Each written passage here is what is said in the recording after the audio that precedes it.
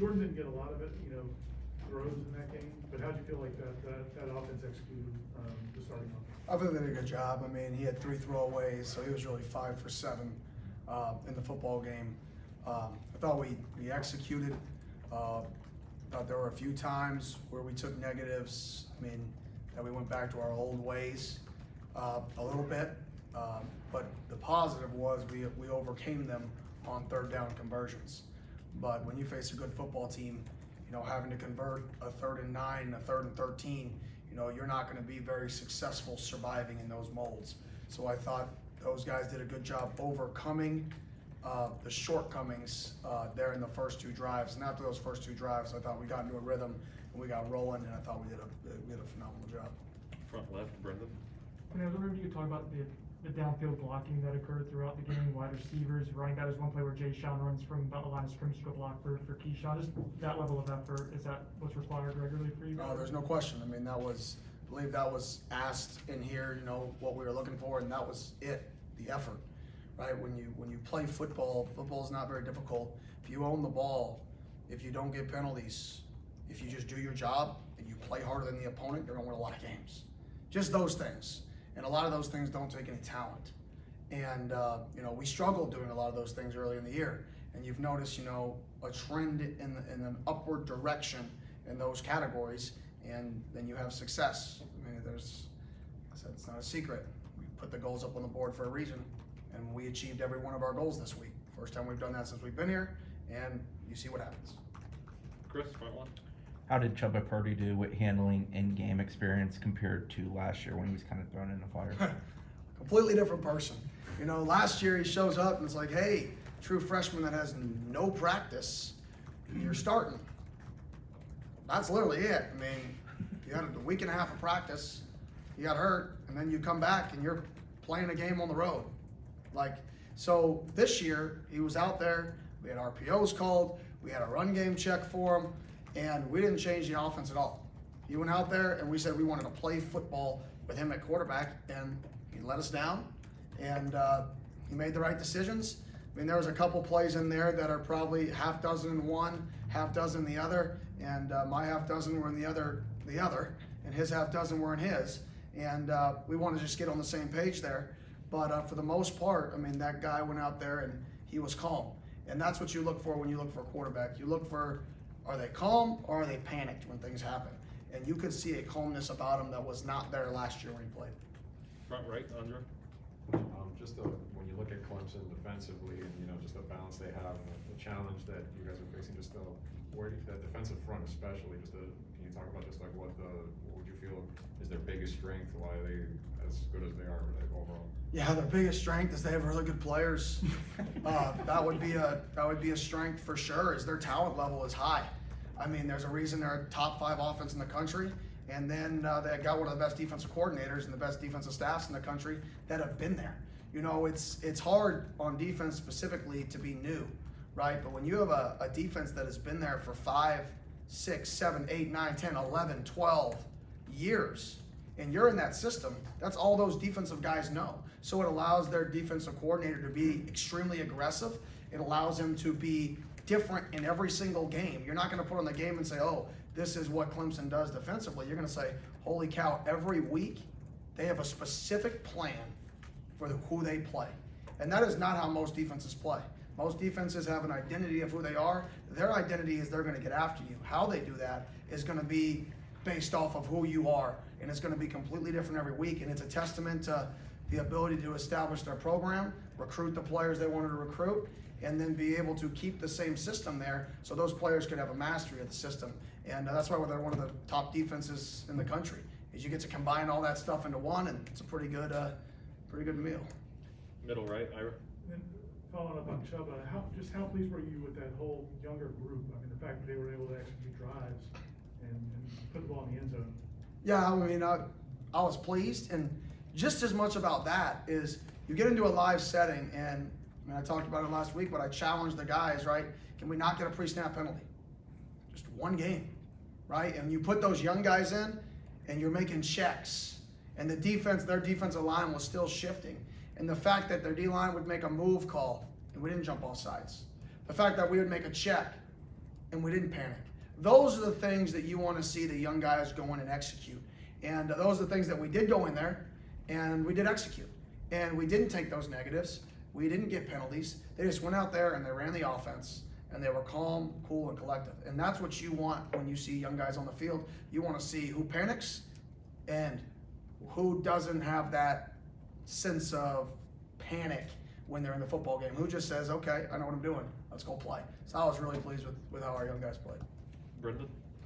Something that Mike and Chubba both talked about on Saturday after the game was this conversation with McKenzie to go ahead and let younger quarterbacks get reps. I guess how did that conversation go from your vantage point, and what kind of role has McKenzie had on? I know you talked, Tyler, about the role he's had in the quarterback room. I think we're all kind of seeing that. What has he done for that position group? Yeah, well, I spoke to McKenzie obviously before just throughout the week in terms of what he wants and what he's looking for in terms of the rest of the year and because he's a competitor. He wants to be on the field. Let me tell you, that dude wants to compete, but he also wants to win.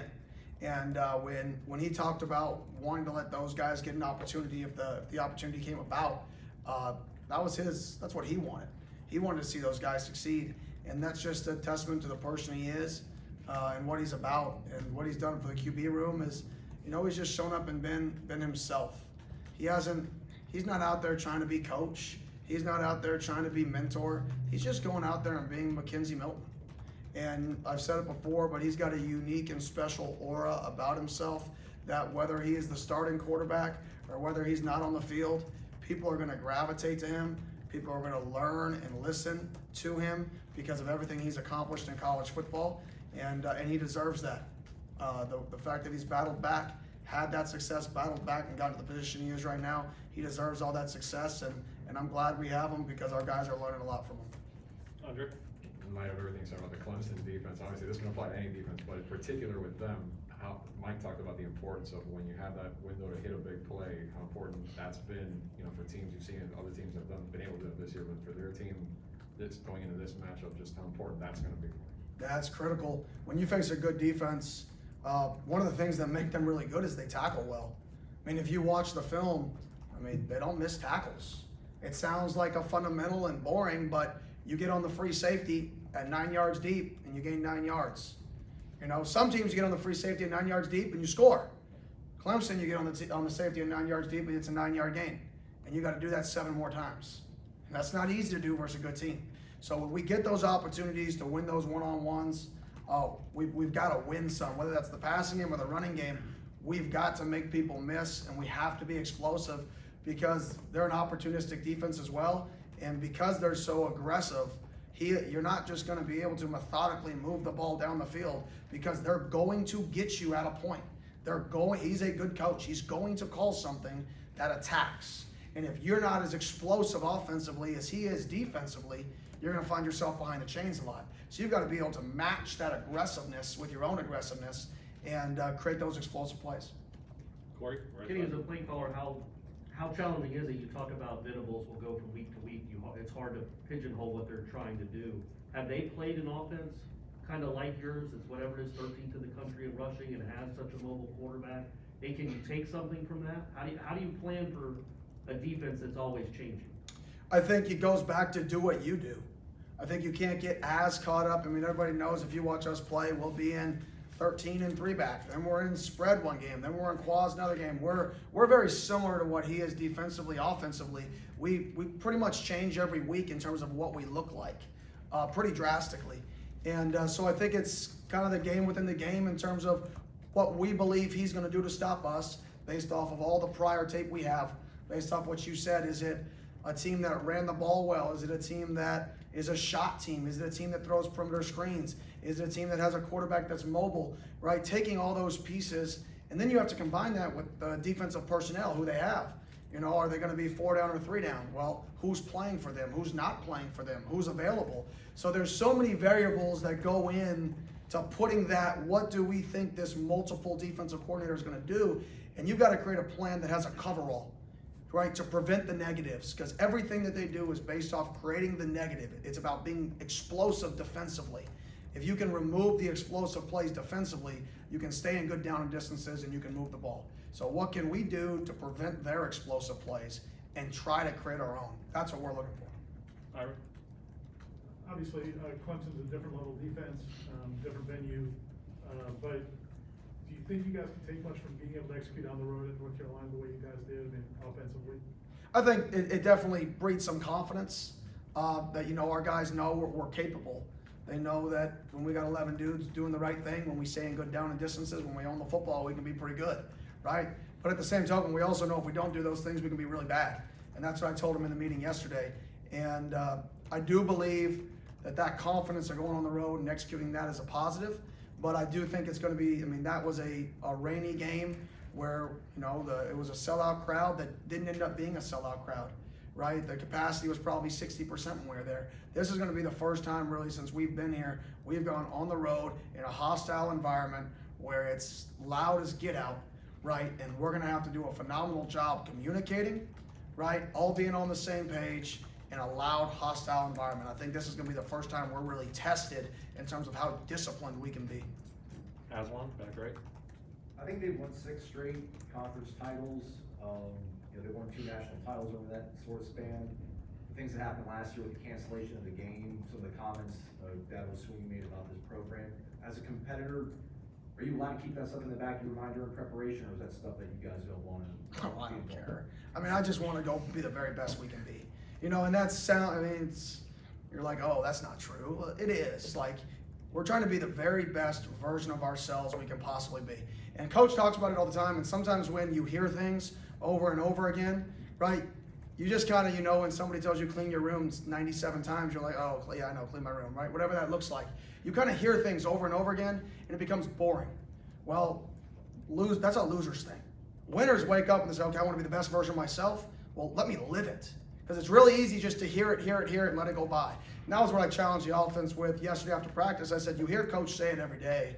Just be the best day you've ever had. The best day you've ever had. You hear it over and over again. But do you wake up and do you say, I'm going to make this the best day I've ever had?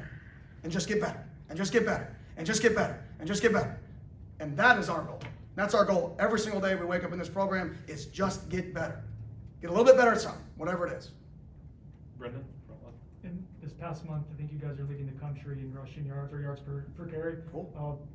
What are you doing particularly well, and what has changed, I guess, to go from good in that area to really, really good at it at this point? Well, we got some of our guys back and healthy, and the O-line has battled through some injuries.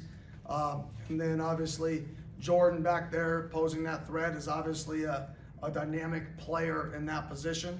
And we're staying in situations where we can run the football.